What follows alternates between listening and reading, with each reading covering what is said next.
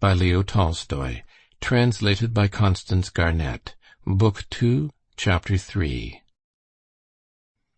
When she went into Kitty's little room, a pretty pink little room full of knick-knacks in vieux sacs, as fresh and pink and white and gay as Kitty herself had been 2 months ago, Dolly remembered how they had decorated the room the year before together, with what love and gaiety.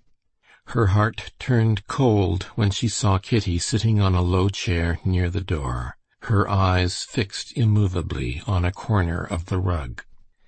Kitty glanced at her sister, and the cold, rather ill-tempered expression of her face did not change. "I'm just going now, and I shall have to keep in, and you won't be able to come to see me," said Dolly, sitting down beside her. "I want to talk to you."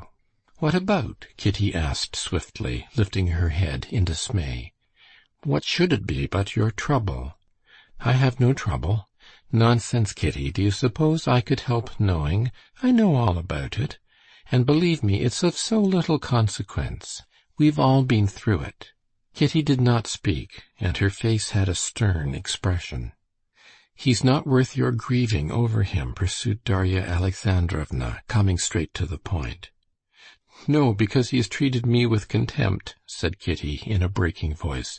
"Don't talk of it. Please don't talk of it." "But who can have told you so? No one has said that. I'm certain he was in love with you, and would still be in love with you, if it hadn't—" "Oh, the most awful thing of all for me is this sympathizing!" shrieked Kitty, suddenly flying into a passion.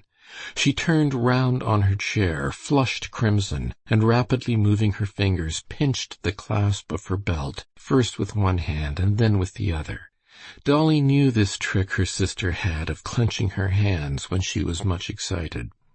She knew, too, that in moments of excitement Kitty was capable of forgetting herself and saying a great deal too much, and Dolly would have soothed her, but it was too late.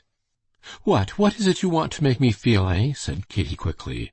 "That I've been in love with a man who didn't care a straw for me, and that I'm dying of love for him, and this is said to me by my own sister, who imagines that she's sympathizing with me? I don't want these condolences and humbug." "Kitty, you're unjust." "Why are you tormenting me?" "But quite the contrary. I see you're unhappy." But Kitty, in her fury, did not hear her. "I've nothing to grieve over and be comforted about. I am too proud ever to allow myself to care for a man who does not love me." "Yes, I don't say so, either." "Only one thing. Tell me the truth," said Darya Alexandrovna, taking her by the hand. "Tell me, did Levin speak to you?" The mention of Levin's name seemed to deprive Kitty of the last vestige of self-control. She leaped up from her chair, and flinging her clasp to the ground, she gesticulated rapidly with her hands, and said, "Why bring Levin in too? I can't understand what you want to torment me for. I've told you, and I say it again, that I have some pride, and never, never would I do as you're doing, go back to a man who's deceived you, who has cared for another woman. I can't understand it. You may, but I can't." And saying these words, she glanced at her sister, and seeing that Dolly sat silent, her head mournfully bowed, Kitty, instead of running out of the room as she had meant to do, sat down near the door and hid her face in her handkerchief. The silence lasted for 2 minutes. Dolly was thinking of herself. That humiliation of which she was always conscious came back to her with a peculiar bitterness when her sister reminded her of it. She had not looked for such cruelty in her sister, and she was angry with her. But suddenly she heard the rustle of a skirt, and with it the sound of heart-rending, smothered sobbing, and felt arms about her neck. Kitty was on her knees before her. "Dolinka, I am so wretched," she whispered penitently. And the sweet face covered with tears hid itself in Darya Alexandrovna's skirt. As though tears were the indispensable oil, without which the machinery of mutual confidence could not run smoothly between the two sisters, The sisters, after their tears, talked, not of what was uppermost in their minds, but though they talked of outside matters, they understood each other.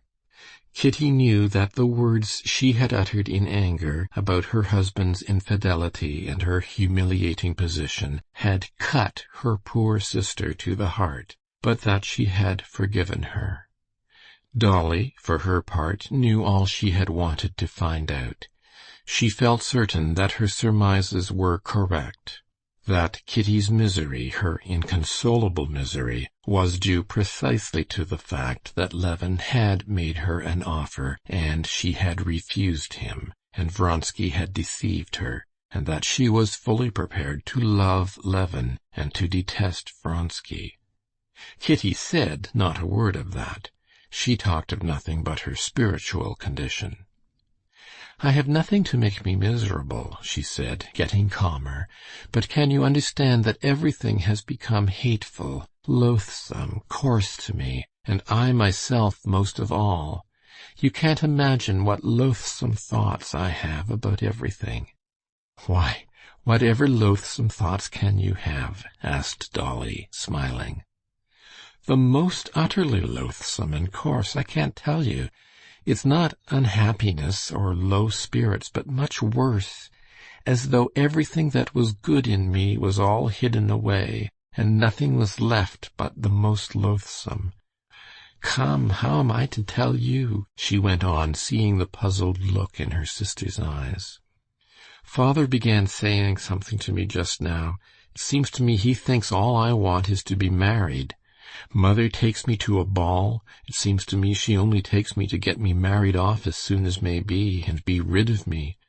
I know it's not the truth, but I can't drive away such thoughts. Eligible suitors, as they call them. I can't bear to see them. It seems to me they're taking stock of me and summing me up. In old days, to go anywhere in a ball dress was a simple joy to me. I admired myself. Now I feel ashamed and awkward. And then the doctor. Then—" Kitty hesitated. She wanted to say further that ever since this change had taken place in her, Stepan Arkadyevitch had become insufferably repulsive to her, and that she could not see him without the grossest and most hideous conceptions rising before her imagination. "Oh, well, everything presents itself to me in the coarsest, most loathsome light," she went on. "That's my illness. Perhaps it will pass off." "But you mustn't think about it." "I can't help it. I'm never happy, except with the children at your house." "What a pity you can't be with me." "Oh, yes, I'm coming. I've had scarlatina, and I'll persuade mamma to let me." Kitty insisted on having her way, and went to stay at her sister's, and nursed the children all through the scarlatina, for scarlatina it turned out to be. The two sisters brought all the 6 children successfully through it, but Kitty was no better in health, and in Lent the Shtcherbatskys went abroad. End of chapter 3.